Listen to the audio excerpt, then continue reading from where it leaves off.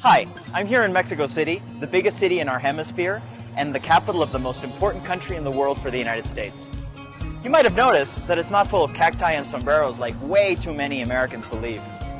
Oh, and there's no hail of gunfire around us either. In fact, most of our 2 million square kilometers and our major cities are safer than their counterparts around the world. In the same way, the relationship between Mexico and the United States is nothing like certain politicians would have you believe. First of all, we're not a weak partner. There are 120 million of us with an economy 2/3 the size of Russia's, the 11th largest in the world according to purchasing power parity. Today, unfortunately, America has a lot of enemies. Fortunately, Mexico has your back.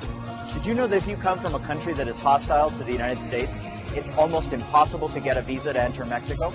That's one reason our shared border is safe. 350 million border crossings through 330 ports of entry. That's amazing. American homeland security and prosperity directly depend on a stable and cooperative Mexico. That's not a friend you want to lose. Which brings me to my next point. We're also your most important business partner. While politicians who should know better get you all riled up about trade with Mexico, back in the real world, 14 million American jobs directly depend on NAFTA. Oh, and all those Mexican imports that protectionists love to hate, it turns out that fully 40 cents of every dollar you buy from Mexico is American content. The figure for China, 4 pennies.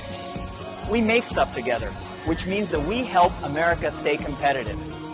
And now you're chanting Mexico at rallies, and not in a good way. I mean, a wall? Really? Didn't Ronald Reagan show that walls were downright un-American? The wall gets really silly really fast. What we really need is to strengthen Mexico's economy and institutions. Already, there are 1 million less Mexican immigrants in the United States than there were 3 years ago. Lastly, stop harassing those nice Mexicans up the street. There are 35 million Mexicans and Mexican Americans in the US. That's equivalent to the entire population of Canada. 80% of those are either legal residents or American citizens, not undocumented immigrants. Bottom line, we've got everything to lose when we could easily win-win. Come home, have a Corona, and let's prosper together. We certainly can't do it apart.